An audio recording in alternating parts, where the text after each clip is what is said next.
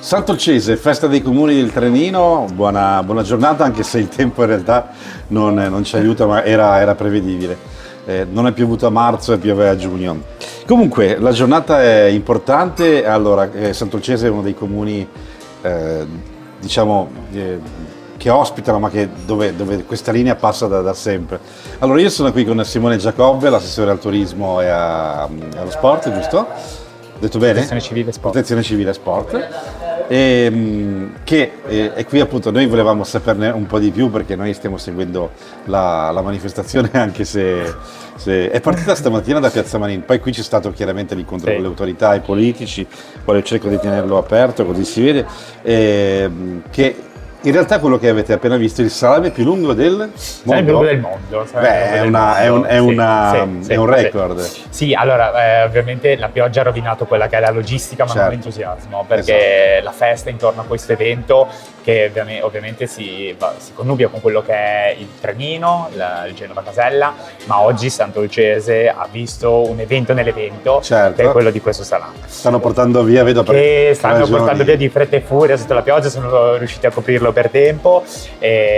Sicuramente senza il lavoro di volontari tutto questo non sarebbe stato possibile, senza Parodi e Cabella, che insieme in maniera davvero sinergica, Parodi e Cabella hanno lavorato insieme per dare vita a tutto questo, e come dicevi giustamente tu, la presenza dell'autorità oggi ci ha onorato di un evento unico nel suo genere. Sant'Olcese oggi è stato un po' il centro dell'attenzione di tanti.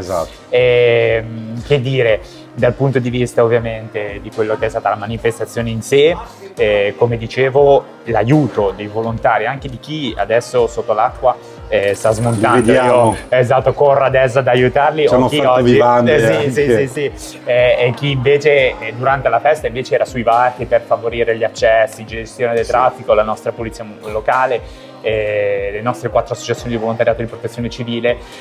Senza di loro, senza i volontari, tante manifestazioni sarebbero difficili nelle piccole realtà come le nostre, dove il comune non avrebbe risorse. Io ho due curiosità. La prima è questa. Allora, intanto l'idea di questo salame gigantesco, ma chi l'ha prodotto il salame così lungo? Insieme Parodi e Cabella. È stata una sinergia, hanno fatto per la prima volta questa etichetta unita. E da quanto ci stanno lavorando?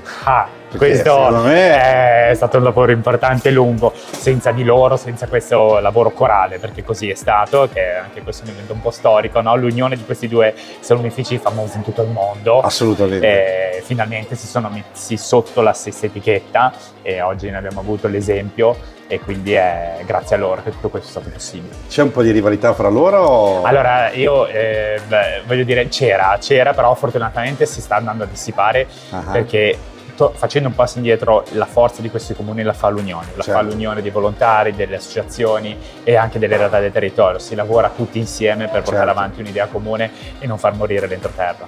A proposito di rivalità, questa è la seconda curiosità, il finale di tutto questo, il finale del treno è anche Casella.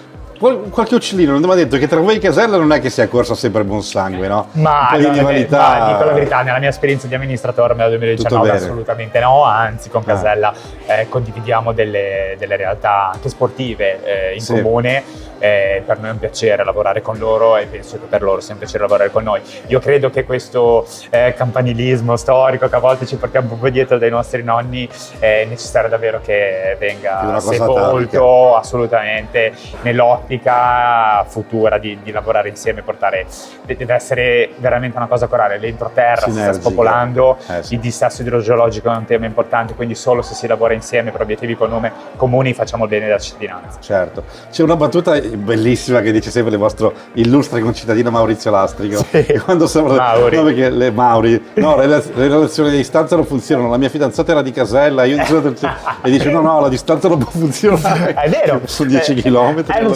so, però 10 chilometri vissuti nell'inverno, nei ponti di una volta, ora non ne vega più, ma effettivamente per noi, io mi ricordo comunque da bambino quando si diceva oggi vado a Genova, poi in realtà arrivo a Bolzaneto, no? Però per tirare a Genova, scavalcare quel ponte che divide il comune di Sant'Olcese dal comune di Genova, noi da bambini lo vedevamo come un evento. È vero che le nuove generazioni ora questo iniziano a percepirlo meno, no? Nuovi mezzi di comunicazione, nuovi mezzi di trasporto anche, però è vero, Mauri tocca un tasto importante del passato che ci riporta a quello. Del campanile.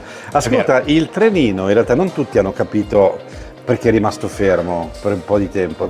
Erano 2 anni, no? Che era un pochettino meno. Ci sono stati diversi problemi dal punto di vista della tratta, di messa in sicurezza. Anche per il dissesto idrogeologico. Il dissesto idrogeologico, che è un tema davvero, ma ormai ogni giorno apriamo la cronaca e quotidianamente vediamo esondazioni e alluvioni, quindi certo. È importante oggi iniziare un lavoro a livello, sì, i comuni possono individuare le aree, ma poi mancano le risorse. Bisogna che ai piani ovviamente più alti dei nostri, il governo eccetera, venga fatta istruzione, scolarizzazione, ma soprattutto vengano fatti dei piani. Bisogna mettere mano, se no l'Emilia Romagna non è un'eccezione, esatto. È la quotidianità. Rischia di diventare la regola.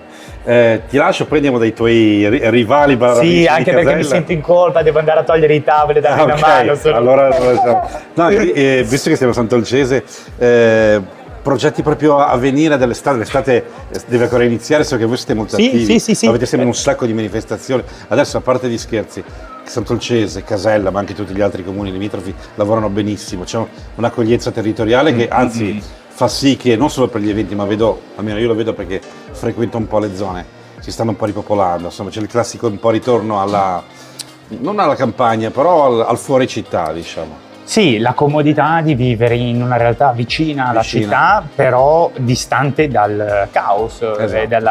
Dall'elettricità. Esatto. Della città. Dalla pazzafolla. La fortuna di comuni come il nostro, come Casella, come Serrico, è che le feste patronali, le associazioni del territorio fanno tanti eventi durante l'estate. L'estate è ricca, c'è un calendario della Proloco che ogni sera praticamente è un evento. Infatti. Più gli eventi organizzati dal comune, quindi gli eventi culturali, le serate, i concerti. E come dici tu, se noi siamo attrattivi, la gente percepisce il territorio, noi dobbiamo essere accoglienti certo. E dobbiamo proporre e offrire qualcosa. E ovviamente non deve essere solo questo, devono essere anche dei servizi, devono essere tante cose, no? E si ci prova, con le risorse limitate, si prova a fare tutto. Beh, tu sei al secondo mandato, quindi come ti dicevo hai lavorato bene. Ci proviamo. Nei paesi piccoli se ti eleggono vuol dire che lavori bene, non ci sono storie. Simone, grazie. Simone Giacobbe, assessore, Protezione Civile e Sport. Protezione Civile è un bel da fare. Sì, fortunatamente le cose vanno meglio, per fortuna. Si sta cominciando a fare prevenzione e continuate, mi raccomando. Ci spostiamo a Casella in questa bellissima festa che è la riapertura del trenino dopo tanto tempo, che una cosa importante, non è solo un trenino turistico, questa è una cosa da dire, ma i pendolari lo usano tutti i giorni.